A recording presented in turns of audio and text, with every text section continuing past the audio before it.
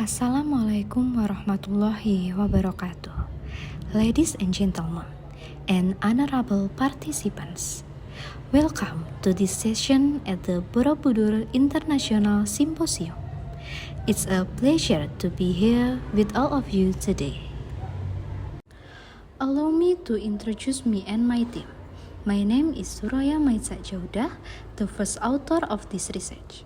And I'm joined by my co-author, Mr. Basri, Mr. Dakum, Mr. Fadil Muhammad, and Mrs. Alika Mufida Kistina. We are affiliated with the Center of Commercial and Corporate Law and the Faculty of Law, Universitas Muhammadiyah Magelang, Indonesia. I'm a lecturer in private law and a member of the Center of Commercial and Corporate Law. My research focuses on corporate law and contract law in the era of digitalization, particularly related to the integration of sustainability principle in business activities. In this study, I collaborate with Mr. Basri from the Center of Criminal of Law to examine corporate environmental responsibility from a criminal law perspective, making our research more comprehensive and multidimensional. Today, we will be presenting the finding of our research entitled Sustainability-Based Business Contract Reform for Corporate Environmental Protection in Indonesia. We truly hope that this presentation provide meaningful insight and contribute to the advancement of sustainability corporate law and environmental protection discourse. Indonesia has undergone very significant industrial development, but as a consequence, environmental pollution has increased, threatening ecological sustainability and public health. One of the most notable recent industrial pollution cases in Indonesia is the radioactive cesium-137 contamination in the modern industrial area of Cikande, Serang, Banten. In this case, the handling of radioactive was not managed properly, leading to increased radiation level in residential area. This demonstrates how weak the industrial waste supervision and management are, as well as the low awareness among companies regarding environmental safety standard. Industry activities remain profit-oriented without considering environmental sustainability. Although regulation for environmental protection and management are ready. Name Law Number 32 of 29 on Environmental Protection and Management. Company establishment contract, which serve as the main legal basis for the operation of a company, are equally important. Article 74 of the Law Number 40 of 27 on limited liability companies address corporate social and environmental responsibility. However, in reality, company establishment contract focus only on internal aspects such as capital, shareholding, and profit management. This condition indicates that the principle of sustainability is not yet regarded as a private legal interest that must be contractually agreed upon the time of the company formation. The research problem in this study focused on the need to understand urgency of incorporating sustainability clause into company establishment contract as part of the environmental protection system. Without clear contractual obligation, companies lack a strong private legal basis to be held accountable when environmental pollution occurs. Therefore, this research question to extend to which contract as a form of private agreement can support the public law and serve as instrument capable of filling the gap in civil law mechanism in enforcing corporate environmental responsibility.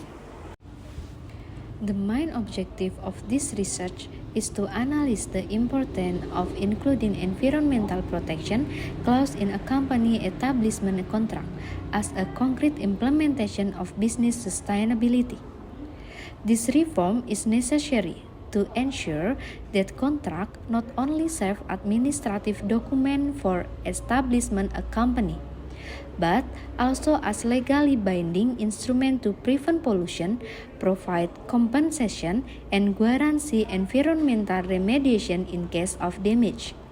Through this research, the author aims to demonstrate that environmental responsibility can be considered not only a matter of public law, but can also be enforced through faster and more effective private legal mechanism. This research used the normative legal research method. The legislative approach is used to analyze relevant legislation, while the conceptual approach supports the development of argument regarding the integration of sustainability principle into contract law. Additionally, a case study approach is used to assess the relevance of corporate environmental responsibility to concrete examples.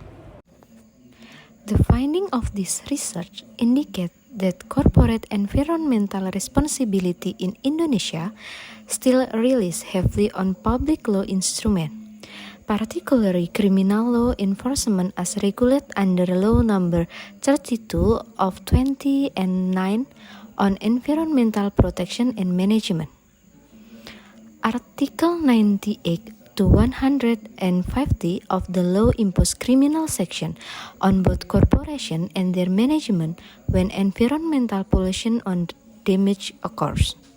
However, the implementation of criminal law often encounters challenges such as the difficulty of proving corporate mens rea, conflicting economic interests, and lengthy judicial process that are not responsive to the urgent need for environmental restoration.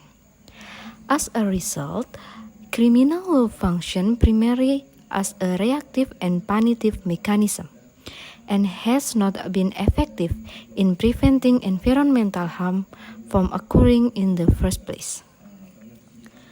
The study also reveals that a company establishment contract, which shall serve as foundational legal document for corporate operation, generally ignored environmental responsibility.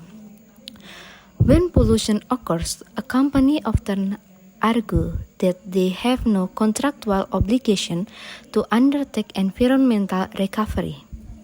This creates a gap in private law environment as effective communicates struggle to pressure civil claims for breach of contract. In fact, private law mechanisms have the potential to provide faster remedies and compensation for victims. Therefore, this research highlights the need for reform in a company establishment contract by incorporating explicit sustainability clause as binding private law instrument. Integrating public and private liability through a dual enforcement system is expected to strengthen corporate accountability, accelerate environmental recovery, and promote more responsibility and sustainable business practice in Indonesia. Our research saw the company establishment contract in Indonesia still focus mainly on economic interests. Environmental responsibility is not clearly stated in this contract. When pollution happens, punishment is usually through public law, like a criminal law or administrative section. But these processes are often slow and the environment does not recover quickly. Because of that, we propose adding sustainability clause in business contract. This will help improve corporate accountability and support faster environmental recovery. By combining public and private legal instruments, we can promote more responsible and sustainable business governance. That concludes our presentation. We hope the result of the research can make a real contribution to encouraging reform of business legal instrument in Indonesia toward more responsible and sustainable corporate practice. Thank you for your attention and the opportunity provided in this esteemed scientific forum. We gladly welcome further discussion, question, and collaboration. Thank you. Wassalamualaikum warahmatullahi wabarakatuh.